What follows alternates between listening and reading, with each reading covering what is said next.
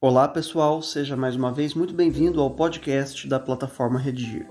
Hoje a gente vai falar sobre o seguinte tema: a telemedicina no Brasil contemporâneo. Estamos aqui com a professora Gislaine Buozzi e eu sou o Gustavo Fechos. No episódio de hoje a gente vai dividir o programa em 3 momentos. No primeiro deles a gente fala sobre o tema, sobre a elaboração de tese, repertório sociocultural e projeto de texto. Para que no segundo bloco a gente tenha condições de tratar mais pormenorizadamente a respeito de cada uma dessas abordagens. No terceiro e último bloco, a gente fala sobre proposta de intervenção social. Antes de a gente começar, fica já desde logo o meu convite para que você assine o nosso podcast no seu tocador de preferência. Então, vamos lá. Professora Gislaine Buozzi, como que a gente pode situar os nossos alunos a respeito da apresentação deste tema? Olá, Gustavo. Olá, amigos da plataforma Redigir. É muito bom nos reencontrarmos. Apresento o tema, a telemedicina no Brasil contemporâneo, por meio da definição. Em sentido amplo, a telemedicina consiste no uso das tecnologias de informação e comunicação em favor da saúde, viabilizando consultas, diagnósticos e outros serviços, em especial nos casos em que a distância seja um impedimento significativo. Muito bem, parece-me que nesses tempos, em que a gente vive, inclusive de pandemia, neste momento em que a gente grava, a distância tende a ser um impedimento significativo, Daí, inclusive, a emergência da importância deste tema, dessa discussão. Professora, como que a gente pode agora tratar a respeito dos argumentos mobilizáveis aqui para este tema?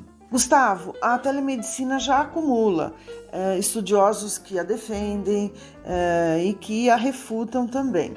Existem alguns argumentos contrários que eu vou chamá-los mitos que precisam ser enfrentados. Por exemplo, há quem acredite que a telemedicina não seja uma necessidade para o país, o que não pode ser aceito, uma vez que o Brasil é um país de extensões continentais e a precariedade do SUS em regiões periféricas é conhecida de todos. Tá aí o projeto Mais Médicos que exemplifica essa realidade. Outro mito é o de que a maior parte dos médicos brasileiros não apoia a telemedicina. Estudos recentes já derrubaram essa desinformação. Outro, ainda mais grave, a telemedicina autoriza, endossa a precariedade da atividade médica, uma vez que compromete a relação paciente-médico. Esse argumento é o que eu vou enfrentar a seguir.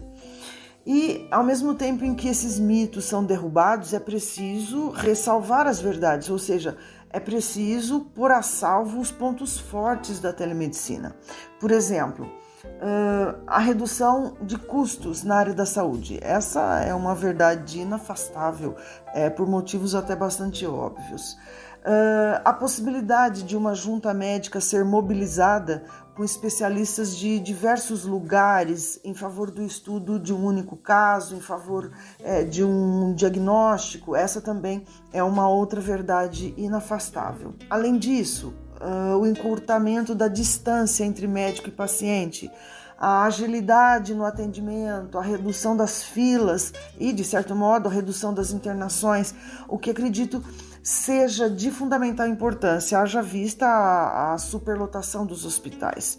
Esses itens também fazem parte da nossa discussão. Para deixar claro, então, para os nossos alunos, se é que eles já não perceberam, tem uma questão importante. No projeto de texto, dessa perspectiva aí da argumentação, como que você vai organizar as ideias, a gente está lidando aqui com a possibilidade, neste tipo de tema, e neste aqui agora em particular, de organizar o texto em forma de um parágrafo negativo a respeito da discussão proposta e outro parágrafo a respeito de coisas positivas acerca dessas mesmas discussões. Então, é de fato uma estratégia argumentativa super válida, útil para diferentes temas, inclusive sobre este a respeito do qual conversamos agora. Exato. e eu me proponho a contestar a ideia de que a telemedicina acena a precarização da atividade médica e, ao mesmo tempo, a ressalvar a telemedicina como um modelo de atendimento ágil, eficiente e indispensável. Muito bem, um tema polêmico para hoje, né? Me fala agora de que modo a gente pode, então, organizar a tese, o ponto de vista a respeito do qual o aluno pode, claro, é uma hipótese, defender na redação. Ok. A telemedicina tem seu lugar garantido no Brasil contemporâneo, uma vez que se propõe a incrementar a assistência médica, atualmente em franca defasagem. Ok, professora, presumo que para repertório sociocultural a respeito desse tema, a gente tenha, de fato, muitas opções. Qual, entre tantas, você nos sugere? Eu vou sugerir 2 opções. O aluno pode, inclusive, associá-las.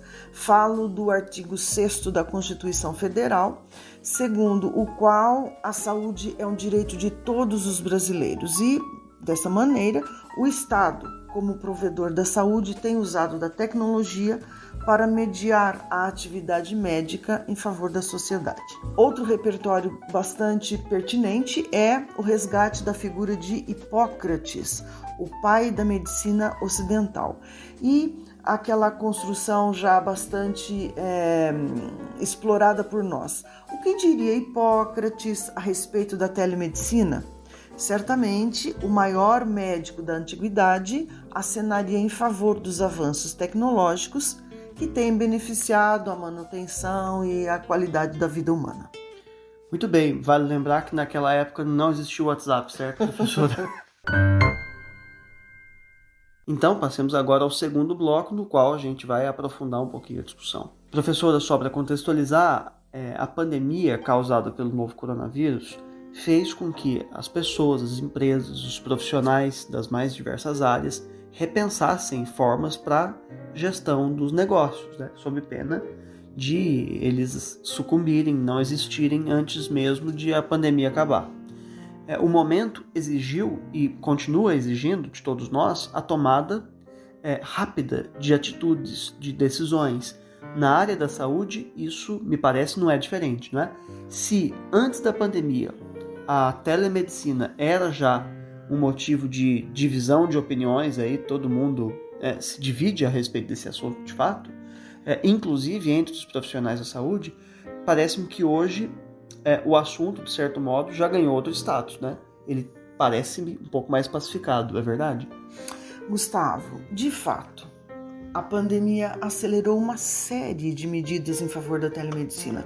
Aí inseridos, por exemplo, o telediagnóstico, a teleconsulta, o telemonitoramento, a teletriagem e tantos outros teles que dizem respeito à atividade médica à distância. Antes, muita contestação, muita resistência.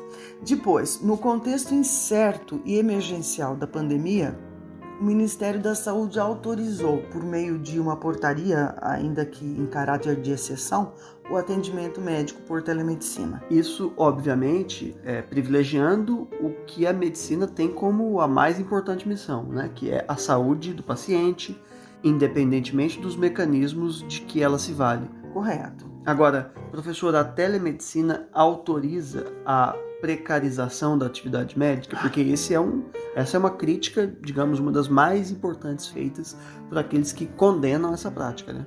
Uma das críticas mais vazias. Absolutamente não. Eu deixo aqui uma provocação. Exatamente aqueles que consideram a anamnese presencial uma condição sem a qual o médico não pode estabelecer um contato estreito com o paciente. A anamnese, olho no olho, garante eficiência, garante resultado no atendimento? Garante diagnóstico e conduta corretos? É lógico, Gustavo, que a telemedicina não tem o pressuposto de firmar-se como o único caminho, longe disso. Ela é complementar aos cuidados presenciais e tem um alcance. Ela vai até onde não comprometa o atendimento. É fundamental que aceitemos a telemedicina dentro daquilo a que ela se propõe. Ninguém, em hipótese nenhuma, cogita portas de consultórios trancadas a pacientes. Pois é, mas temos aqui de fato uma mudança cultural, né? Porque, por exemplo, Eu mesmo, se você me perguntar agora aqui a queima-roupa, se você prefere ser atendido num formato à distância ou presencial, eu diria que eu não abriria mão de uma anamnese presencial hoje. Agora, é claro que o contexto de pandemia e mesmo o desenvolvimento da tecnologia vai reformulando essa cultura, né? Vai modificando o modo pelo qual nós mesmos entendemos essas possibilidades. Assim como os pacientes vão para o atendimento presencial e têm queixas simples que seriam facilmente resolvidas, eu penso que essas queixas, se tratadas, né, nesse formato à distância, diminuiriam bastante a demanda, né, por parte do sistema de saúde, sem a necessidade de exames complementares e desdobramentos aí dessa anamnese inicial, né? Gustavo, tudo isso que você acabou de me dizer pode ser sintetizado nessa informação que eu vou passar para você agora. O atendimento primário é capaz de resolver 90% das queixas dos pacientes e isso também se aplica à telemedicina. Mas, professora, tem uma questão que a gente precisa considerar que é a seguinte: o Brasil é um país desigual, um país, né, cuja tecnologia não está suficientemente democratizada ainda.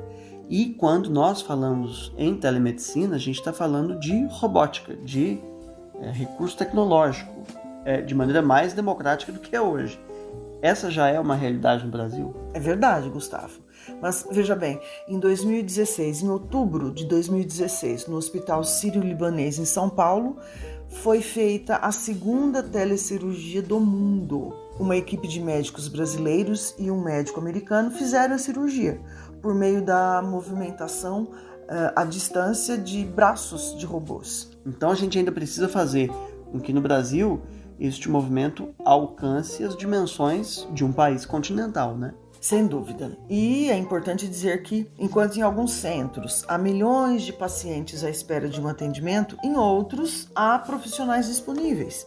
E a tecnologia tem aqui o papel de mediar essas realidades, de equilibrar essas disparidades, já que se propõe a vencer de modo ágil e eficiente a distância entre paciente e assistência médica. Só para a gente finalizar a discussão, eu tenho o conhecimento de que há já até sindicatos de médicos que resistem à telemedicina. Eu imagino que isso não esteja pacificado entre a classe, né? Infelizmente, o negacionismo está infiltrado na cultura do país. O mundo se transforma a cada instante. Mas, veja bem, você mesmo acabou de falar em revolução. Pois bem, ao tempo da Revolução Industrial, houve um fomento a vários segmentos da sociedade, como na saúde, que contou com a eletricidade para a realização de pesquisas, de exames laboratoriais. 200 anos depois, custa acreditar que ainda exista quem se oponha à tecnologia como um pilar necessário à medicina. Até porque, quando o assunto é saúde, o Brasil tem limitações de toda ordem. Muito bem, apenas uma ressalva que eu acho justa. Você se refere aqui ao negacionismo por parte, né, de alguns médicos que se opõem a essa perspectiva, mas eu acho que vale a observação de que esse tipo de negacionismo, comparado a outros tantos no Brasil, é fichinha. Leia-se a terra plana e o jacaré em que estão se transformando os vacinados no Brasil. É isso aí, passamos agora ao último bloco, no qual a gente vai falar a respeito da solução desse problema, né? A gente precisa, afinal de contas, na redação do Enem, de apresentar uma proposta de intervenção social, na qual precisam estar demonstrados os seguintes elementos válidos: a ação, o agente, o modo meio, o efeito e o detalhamento de pelo menos um desses elementos. Vamos lá, professora, como você nos indica a elaboração de uma proposta? Eu já fiz a minha dissertação sobre a telemedicina e eu vou ler a minha proposta de intervenção, ok? Portanto, para que a telemedicina seja implementada no Brasil, cabe à União investir tanto em equipamentos tecnológicos quanto em capacitação profissional de médicos e de universitários. Aos primeiros, por meio da formação continuada. Aos segundos, por meio da inserção de disciplinas afins na grade curricular obrigatória do curso de medicina. Por sua vez, as mídias, por meio de apelos publicitários, cabe informar a sociedade sobre a eficiência da robótica, de modo célere e responsável a serviço da saúde da humanidade. Isso feito, os brasileiros contarão com assistência médica mais rápida e de indiscutível qualidade. Ok, professora, agradeço então a sua participação hoje aqui com a gente. Um prazer para mim também, Gustavo. Um abraço.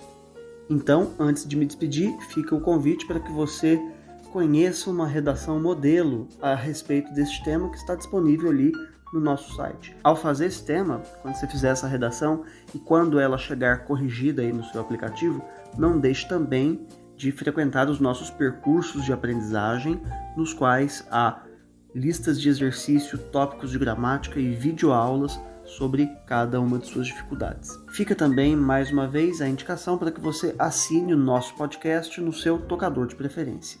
Então é isso aí, obrigado e até a próxima.